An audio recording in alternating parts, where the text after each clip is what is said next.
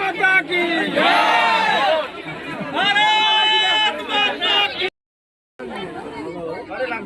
सामने থেকে রাস্তা গাছ করবো। আমরা সারাদিনের কর্মসূচির মধ্যে এই সন্ধ্যার সময় আমাদের যে কর্মসূচি সেটা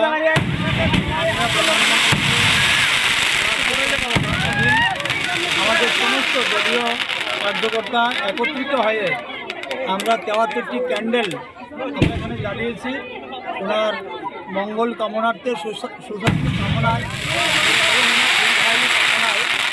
এই মুহূর্তে আমরা ৭৩টি ক্যান্ডেল আমরা উত্তোলন করেছি।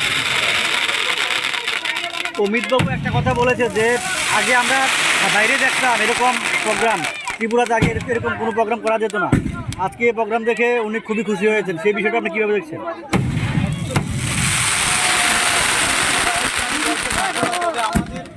সম্পূর্ণ আমাদের পৃষ্ঠা প্রমুখ এবং বুথ কমিটির সমস্ত কার্যকর্তা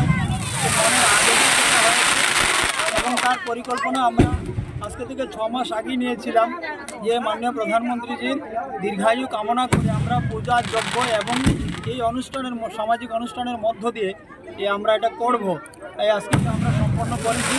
আমরা আশা করব যে প্রত্যেকটা কার্যকর্তার মধ্যেই সীমাবদ্ধ না থেকে, ভারতীয় জনতা পার্টির কার্যকর্তার মধ্যে সীমাবদ্ধ না থেকে এই রাজ্যের এবং আমি বলবো দেশের প্রত্যেকটা মানুষ মহান ব্যক্তির এই জন্মদিন